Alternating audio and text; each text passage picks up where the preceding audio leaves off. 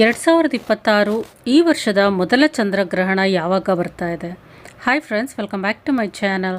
ಈ ವರ್ಷದ ಮೊದಲ ಚಂದ್ರಗ್ರಹಣ ಯಾವಾಗ ಬರ್ತಾ ಇದೆ, ಅದು ಭಾರತದಲ್ಲಿ ಗೋಚರಕ್ಕೆ ಬರುತ್ತಾ, ಅದರ ಟೈಮಿಂಗ್ಸ್ ಏನು, ಎಲ್ಲ ವಿಚಾರಗಳನ್ನು ತಿಳ್ಕೊಳ್ಳೋಣ. ಫಾಲ್ಗುಣ ಮಾಸದ ಹುಣ್ಣಿಮೆಯ ದಿನ ಈ ವರ್ಷದ ಮೊದಲ ಚಂದ್ರಗ್ರಹಣ ಸಂಭವಿಸುತ್ತೆ. ಇದು ವರ್ಷದ ಅತ್ಯಂತ ದೀರ್ಘಾವಧಿಯ ಗ್ರಹಣಗಳಲ್ಲಿ ಒಂದು ಅಂತಲೂ ಸಹ ಗುರುತಿಸಲ್ಪಟ್ಟಿದೆ. ವಿಶೇಷ ಏನು ಅಂತ ಹೇಳಿದ್ರೆ, ಈ ಬಾರಿ ಚಂದ್ರನು ಸಿಂಹರಾಶಿ ಮತ್ತು ಪೂರ್ವ ಫಾಲ್ಗುಣಿ ನಕ್ಷತ್ರದಲ್ಲಿ ಸಂಚರಿಸುವಾಗ ಗ್ರಹಣ ಸಂಭವಿಸುತ್ತಿರುವುದು ಜ್ಯೋತಿಷ್ಯ ಶಾಸ್ತ್ರದ ದೃಷ್ಟಿಯಿಂದ ಬಹಳ ಮುಖ್ಯ ಅಂತ ಹೇಳ್ಬೋದು.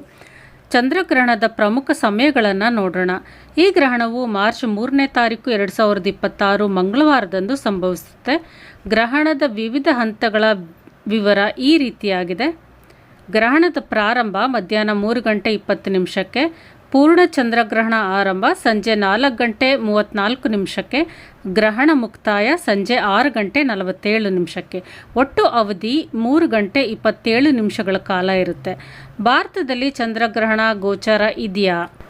ಹೌದು, ಈ ಚಂದ್ರಗ್ರಹಣ ಭಾರತದಲ್ಲಿ ಗೋಚರಿಸುತ್ತದೆ. ಆದರೆ ಭಾರತದಲ್ಲಿ ಚಂದ್ರೋದಯವಾಗುವ ಮೊದಲೇ ಗ್ರಹಣ ಆರಂಭವಾಗಿರುವುದರಿಂದ ನಮಗೆ ಗ್ರಹಣದ ಅಂತಿಮ ಹಂತದಲ್ಲಿ ಮಾತ್ರ ಕಾಣೋದಕ್ಕೆ ಸಿಗುತ್ತೆ.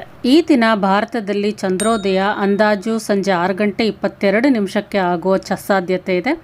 ಗೋಚರಿಸುವ ಅವಧಿ ನೋಡೋದಾದರೆ ಭಾರತದಲ್ಲಿ ಈ ಗ್ರಹಣವು ಕೇವಲ 25 ನಿಮಿಷಗಳ ಕಾಲ ಮಾತ್ರ ಗೋಚರಿಸಲಿದೆ. ಭಾರತದ ವಿವಿಧ ನಗರಗಳಲ್ಲಿ ಚಂದ್ರೋದಯದ ಸಮಯ ವ್ಯತ್ಯಾಸವಾಗೋದ್ರಿಂದ ಗ್ರಹಣ ಕಾಣಿಸುವ ಸಮಯವು ರಾಜ್ಯದಿಂದ ರಾಜ್ಯಕ್ಕೆ ಸ್ವಲ್ಪ ಬದಲಾಗಬಹುದು. ಇನ್ನು ಸೂತಕದ ಅವಧಿ ಯಾವಾಗ ಅಂತ ನೋಡೋಣ. ಈ ಗ್ರಹಣ ಭಾರತದಲ್ಲಿ ಗೋಚರಿಸೋದ್ರಿಂದ ಧಾರ್ಮಿಕ ನಂಬಿಕೆಗಳ ಪ್ರಕಾರ ಸೂತಕ ಅವಧಿಯು ಅನ್ವಯವಾಗುತ್ತದೆ. ಸಾಮಾನ್ಯವಾಗಿ ಗ್ರಹಣಕ್ಕೆ 9 ಗಂಟೆಗಳ ಮೊದಲು ಸೂತಕ ಆರಂಭವಾಗುತ್ತೆ. ಈ ಸಮಯದಲ್ಲಿ ದೇವಸ್ಥಾನಗಳ ಬಾಗಿಲು ಮುಚ್ಚೋದು ಮತ್ತು ಶುಭ ಕಾರ್ಯಗಳನ್ನು ಮಾಡದಿರುವುದು ರೂಢಿ. ಗ್ರಹಣದ ದಿನಾಂಕ ಮಾರ್ಚ್ 3, 2026 ಮಂಗಳವಾರದ ದಿನ ಬರುತ್ತೆ. ಗ್ರಹಣದ ಆರಂಭ ಅಂದರೆ ಸ್ಪರ್ಶಕಾಲ ನೋಡೋದಾದರೆ ಮಧ್ಯಾಹ್ನ 3:20 ಒಟ್ಟು ಚಂದ್ರಗ್ರಹಣದ ಆರಂಭ ಸಂಜೆ 4:34 ಗ್ರಹಣದ ಅಂತ್ಯ ಅಂದರೆ ಮೋಕ್ಷಕಾಲ ಸಂಜೆ 6:47 ಆಗುತ್ತೆ. ಒಟ್ಟು ಅವಧಿ ನೋಡೋದಾದರೆ ನಮಗೆ 3:27 ಇರುತ್ತೆ.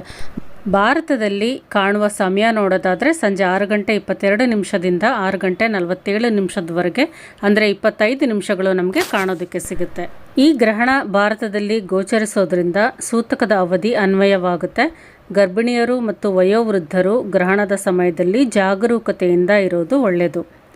ಗ್ರಹಣವು ಸಂಜೆ 6:47 ಮುಕ್ತಾಯವಾಗೋದ್ರಿಂದ ನಾವು ಗ್ರಹಣ ವೀಕ್ಷಿಸಲು ಬಯಸಿದರೆ ಎತ್ತರವಾದ ಪ್ರದೇಶ ಅಥವಾ ಅಡೆತಡೆ ಇಲ್ಲದ ಬಯಲು ಜಾಗದಲ್ಲಿ ನಿಂತು ಪೂರ್ವ ದಿಕ್ಕನ್ನು ಗಮನಿಸಬೇಕು. ಕೇವಲ 25 ನಿಮಿಷ ಮಾತ್ರ ಸಮಯ ಇರೋದ್ರಿಂದ ಮುಂಚಿತವಾಗಿಯೇ ಸಿದ್ಧರಾಗಬೇಕು.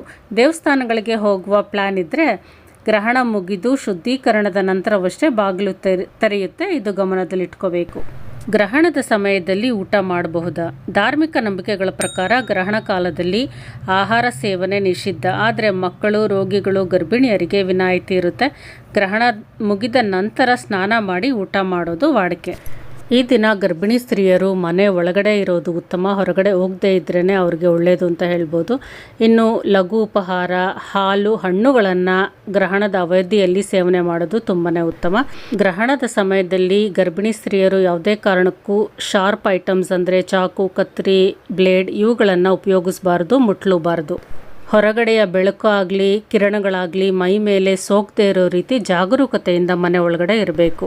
ಇನ್ನು ಗ್ರಹಣದ ಸಮಯ ಮುಕ್ತಾಯ ಆದಮೇಲೆ ಮನೆಯೆಲ್ಲ ಶುದ್ಧಿ ಮಾಡಿಕೊಂಡು ದೇವ್ರ ಮನೆಯನ್ನು ಶುದ್ಧಿ ಮಾಡಿ ಪೂಜೆ ಮಾಡಿ ನಂತರ ಉಪಹಾರವನ್ನು ಮನೆಯ ಸದಸ್ಯರೆಲ್ಲರೂ ಸೇವನೆ ಮಾಡ್ಬೋದು. ಈ ವಿಡಿಯೋ ಇಷ್ಟ ಆಗಿದ್ದರೆ ಲೈಕ್ ಮಾಡಿ, ಶೇರ್ ಮಾಡಿ, ಕಮೆಂಟ್ ಮಾಡಿ. Thank you for watching.